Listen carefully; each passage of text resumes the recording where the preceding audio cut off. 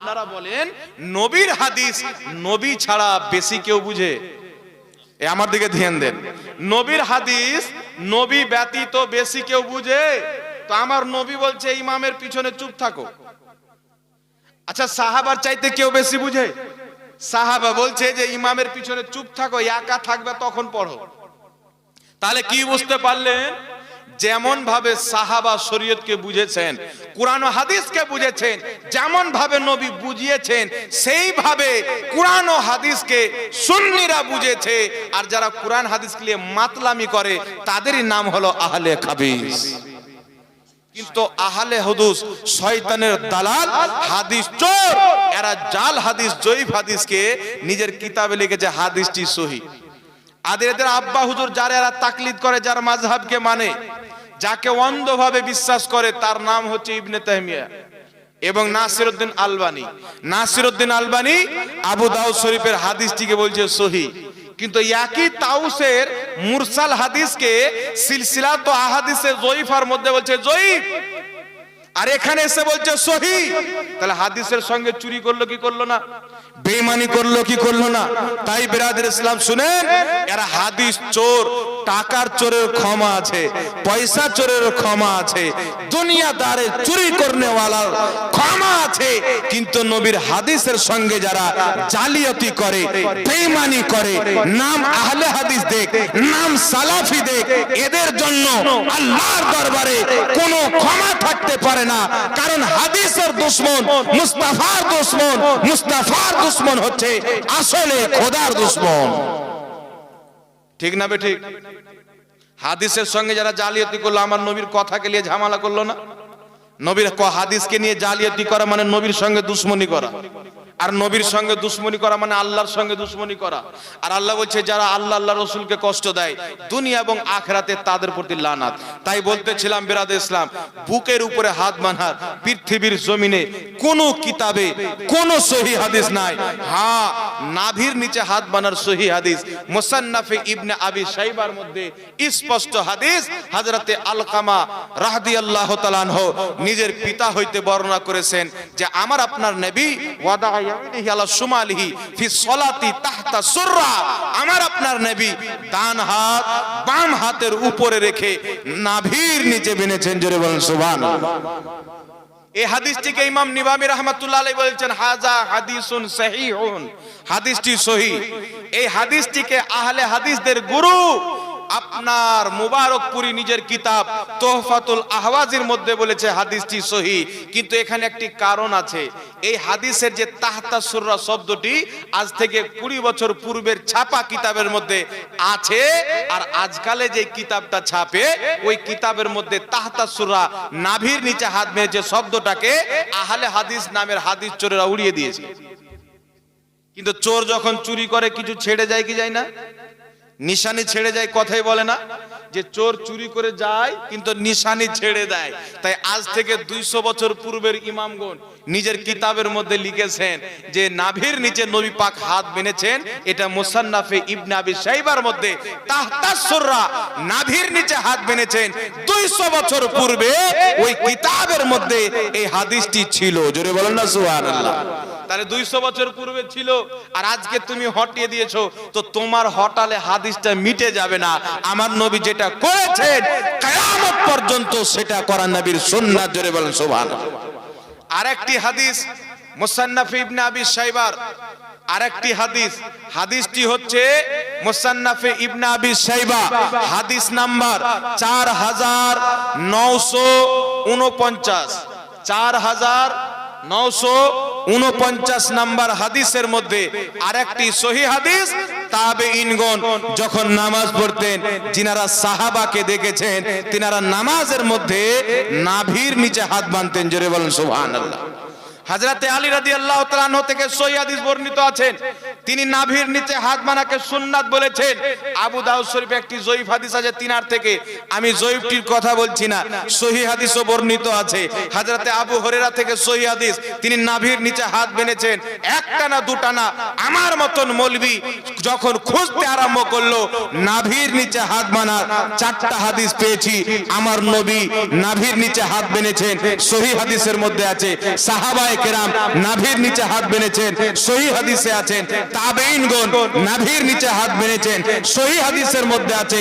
যে কাজটা আমার নবী করেছেন, যেই কাজটি সাহাবী করেছেন, যেইভাবে নামাজ তাবেঈন পড়েছেন, তাই আমার নবী বলছেন যেইভাবে আমি নামাজ পড়ছি আমাকে দেখে আমার মতো করে নামাজ পড়ো।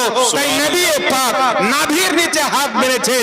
কিয়ামত পর্যন্ত যারা নাভির নিচে হাত বাঁধবে তাদের নামাজই হলো সুশান্ত সুষ্ঠ নামাজ এবং সহিহ নামাজ। জোরে বলেন সুবহানাল্লাহ। সুবহানাল্লাহ। ভাইরা কে চলে যাবেন না, এখনই দোয়া হবে। যাই হোক ব্রাদার ইসলাম, দোয়া হয়ে যাবে, কারণ রাত্রি অনেক হয়ে গেল, 12:30 হয়ে গেল। আমি দু তিনটি কথা বলে দিই 2-4 মিনিটে বক্তব্য শেষ করে। নাভির নিচে হাত বানা হলো। দ্বিতীয় নম্বরে চলে আসেন ইমামের পিছনে সূরা পাঠ করা। কি পাঠ করা? গিয়ে বলে না, বুখারী শরীফের মধ্যে হাদিস, নবী পাক বলছেন যেই ব্যক্তি সূরা ফাতিহা পড়লো না তার নামাজ হলো না। যেই ব্যক্তি সূরা ফাতিহা পড়লো না তার নামাজ হলো না। আচ্ছা, নবীকে এই কথা বলেছেন যে ইমামের পিছনে না পড়লে নামাজ হবে না? এই কথা কোনো কিতাবের মধ্যে না। আর আপনার ইমাম বুখারীর একটা রিসালা, যে হাদিসগুলি তারা পেশ করে প্রত্যেকটা হাদিস দুর্বল এবং জয়ীফ, কিন্তু আমি আপনাদের সম্মুখে সহিহ হাদিস দিচ্ছি, শুনেন। ইমাম বাইহাকী রাহমাতুল্লাহ আলাইহি জুজউল কিরাত নামক একটি রিসালা লিখেছেন। সেই কিতাবের মধ্যে সহিহ হাদিস, আমার আপনার নবী বলছেন যেই ব্যক্তি সূরা ফাতিহা পড়লো না তার নামাজ হলো না। কিন্তু এটা হচ্ছে হুকুম, হচ্ছে একা একার জন্য। যারা একা নামাজ পড়বে আর সূরা ফাতিহা পড়বে না, আমার নবী বলছে তাদের নামাজ হবে না। কিন্তু ইমামের পিছনে যদি থাকে কিছু পড়া লাগবে না। জোরে বল সুবহানাল্লাহ। সূরা ফাতিহাও পড়বে না, অন্য সূরাও পড়বে না। আরেকটি কিতাবের নাম বলে দিই, যেই কিতাবটি সবারই কাছে হবে। কিতাবটির নাম নাসাই শরীফ, কিতাবটির নাম ইবনে মাজাহ শরীফ। দুই কিতাবের মধ্যে হাদিস, আমার আপনার নবী বলেছেন যেই ব্যক্তি সূরা ফাতিহা পড়লো না তার নামাজ হলো না। কিন্তু নবীর আরেকটি হাদিস কি বলছে? ইবনে মাজাহ শরীফ, নাসাই শরীফ। আমার নবী বলছেন ইন্নামা জুইলাল ইমামু লিইউতাম্মা বিহি ফাইদা কাব্বারা ফাকাব্বিরু ফাইদা কারাআ ফানসিতু। আমার আপনার নবী বলছেন ইমাম এই জন্য নিযুক্ত করা হয় যে ইমামের অনুসরণ করতে হবে। ফাইদা কাব্বারা, সেই যখন তাকবীর পাঠ করবে, ফাকাব্বিরু, তোমরাও তাকবীর পাঠ করো। ফাইদা কারাআ, সেই যখন তিলাওয়াত করবে, কিরাত করবে, নবী বলছেন ফানসিতু, তখন তোমরা চুপচাপ হয়ে যাও। জোরে বলেন সুবহানাল্লাহ। এই হাদিসটিকে ইমাম মুসলিম শরীফের মধ্যে বলেছেন ওয়াহওয়া ইনদি সহিহ, এটি আমার নিকটে সহিহ। এই হাদিসটিকে আহলে হাদিসদের ঘড়ির মেকার গুরু নাসিরউদ্দিন আলবানী সহিহ ইবনে মাজার মধ্যে স্পষ্ট লিখেছেন হাদিসটি সহিহ। জোরে বলেন সুবহানাল্লাহ। একটি আর হাদিস আপনাকে দিয়ে দিচ্ছি। হাদিসটি হচ্ছে তিরমিজি শরীফের মধ্যে। হাদিসটি উল্লেখ করে ইমাম তিরমিজি বলেছেন হাজা হাদিসু হাসানুন সহিহুন। ইমাম তিরমিজি বলেছেন হাদিসটি সহিহ, আলবানী বলেছে হাদিসটি সহিহ। অসংখ্য ইমাম এই হাদিসটিকে সহিহ বলেছেন। আজ পর্যন্ত কেউ কোনো রকম ভাবে হাদিসটিকে দুর্বলও বলেনি, হাসানও বলেনি, সবাই সহিহ হাদিস বলেছেন। হাদিসটি কি? হযরতে সাইয়্যিদিনা জাবির ইবনে আব্দুল্লাহ রাদিয়াল্লাহু তাআলা আনহু, মুজতাহিদ তবকার সাহাবী, জগৎ বিখ্যাত সাহাবী, তিনি বলছেন যেই ব্যক্তি সূরা ফাতিহা পড়লো না তার নামাজ হলো না, ইল্লা আইয়াকুনা ওয়া রাল ইমাম, কিন্তু ইমামের পিছনে যদি থাকে পড়া লাগবে না। জোরে বলেন সুবহানাল্লাহ।